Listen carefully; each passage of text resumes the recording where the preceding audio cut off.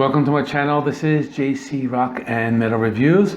My name is John and I have another new album review by the band At the Gates. The name of the album is called The Nightmare of Being.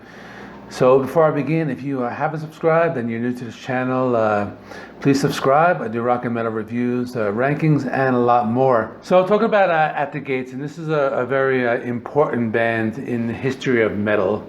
So basically they're a Swedish death metal band, and they're from a city called Gothenburg, and this area is very well known for like a melodic death metal style. Other bands that came from that area are In Flames and Dark Tranquillity. Now At the Gates is one of those bands. They released a few albums from 1990 to 1996. They took a long break, got back together in 2007. Did like another short little breakout in 2009, but came back in 2010, and they have been putting out albums since. So this is their 7th album. On the lineup we have Thomas Lindberg on vocals, we have Adrian Erlandsson on drums, Jonas Borger on bass, Martin Larsson on rhythm guitar, and Jonas Stahlhammer on lead guitar. And I apologize, I probably completely butchered those names. But the band At the Gates, they're very well known, and their most influential album came out in 1995 called Slaughter of the Soul. And this was one of those albums that was just very influential for the melodic death metal genre, or progressive death metal, or even metalcore and extreme metal in general. It's just a lot of those subgenres can all be traced back to this one album. This is a very influential album. This next album, The Nightmare of Being, it just came out, and I hear a lot of people giving it praise. I know the other metal channels, they love it. I listened to it about 3 times today. I like it a lot. So I'll be talking about this album today. This one is a little more experimental. They have lots of different instruments mixed together. It still has that death metal style, but they do different vocal styles, and there's a lot of orchestral parts. There's some saxophone in one song. There's clean guitar in one song. Different styles of guitar playing. So they do kind of mix it up, but they don't lose their signature melodic death metal sound. So I'm going to be talking about the songs. So there are 10 songs. Each song is about 4 or 5 minutes. There's one song that's almost 7 minutes, but other than that, it's just a 45-minute album. I like it a lot, so let me just go through the songs. So the first song is called Spectre of Extinction. This one has some classical acoustic guitar in the beginning, and it sounds really cool. You do hear some electric guitars come in, but then it just takes off. Gets really heavy. Got some super blast beats. You got some death metal doing that tremolo picking. Really heavy, really fast. Has the aggressive vocals. The vocals do sound typical death metal, or even a thrash metal type of style. They are very harsh, but you can understand the words if you listen closely. And the song is just fast, heavy, aggressive. Goes through lots of tempo changes, and does have lots of melodic lead guitar solos. Really great way to start the album. Next song is called The Paradox. This one is very fast, very heavy. It's a straightforward death metal riff, some blast beats, lots of heavy riffs, some tempo changes. It still has that melody, those melodic guitar solos. I really like the breakdown towards the end of the song. It's really cool. And this is another good one. Now at this point, the first 2 songs are just straightforward At the Gates, death metal. Now the album starts to kind of change up a little bit. The next song is called The Nightmare of Being, the title track. This one's a little slower. You got some clean guitars.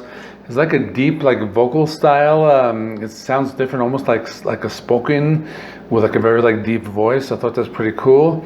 And the song has different heavy and light parts. Has some melodic guitar solos, and really like the different vocal style. It kind of makes it a little more interesting. I like the deep bass sound. That sounds very good.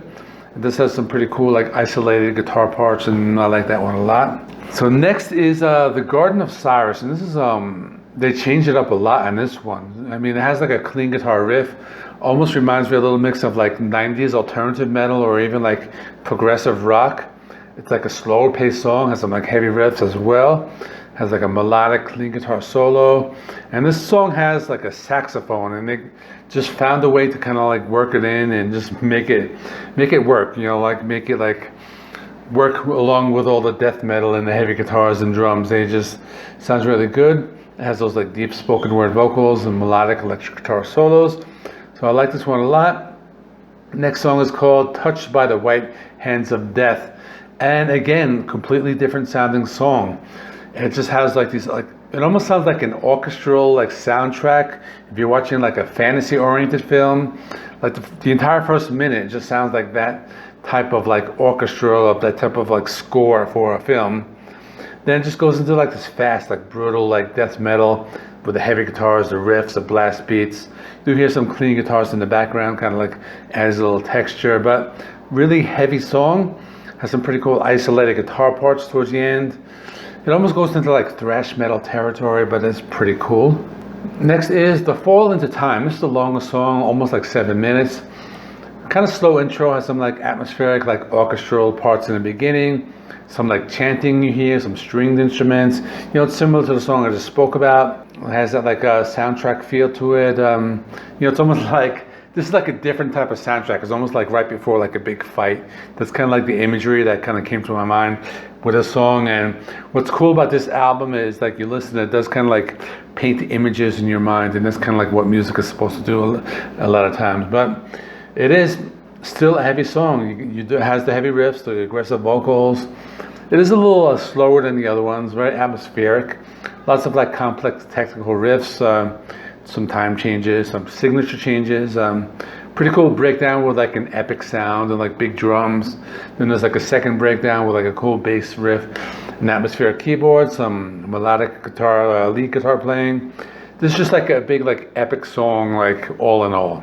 Next is the Colt.of Salvation, and this one starts out with some like lead guitar playing. Reminds me a little of like Iron Maiden, that type.